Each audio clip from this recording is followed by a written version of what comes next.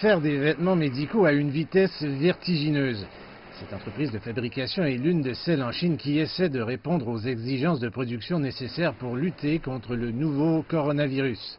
Le 28 janvier, tous nos travailleurs étaient revenus pour un appel d'urgence, mais notre espace de travail et nos effectifs sont loin derrière les besoins en forte augmentation. Ils ont annulé tous les autres plans de production et ouvert plus d'espace pour la fabrication de vêtements de protection. Heureusement, la pression du travail a été allégée grâce à des efforts concertés.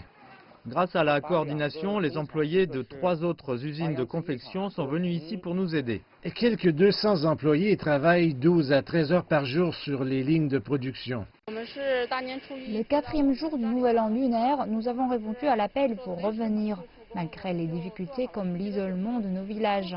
Maintenant, nous faisons des heures supplémentaires, mais nous espérons continuer à la lutte contre le virus. Après plus de 2 semaines de travail, nous atteignons une capacité de production relativement satisfaisante de 4000 vêtements par jour. Et nous essayons d'organiser plus de personnel pour en confectionner 8000 par jour.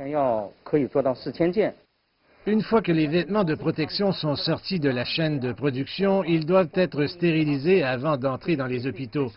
Et pour accroître l'efficacité de ce processus, un règlement d'urgence vient d'être adopté.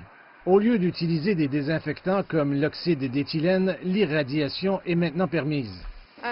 Cette méthode raccourcit la période de désinfection de 14 jours à un seul jour. Elle ne nécessite pas autant de temps pour nettoyer le résidu nocif et fournit donc les produits immédiatement.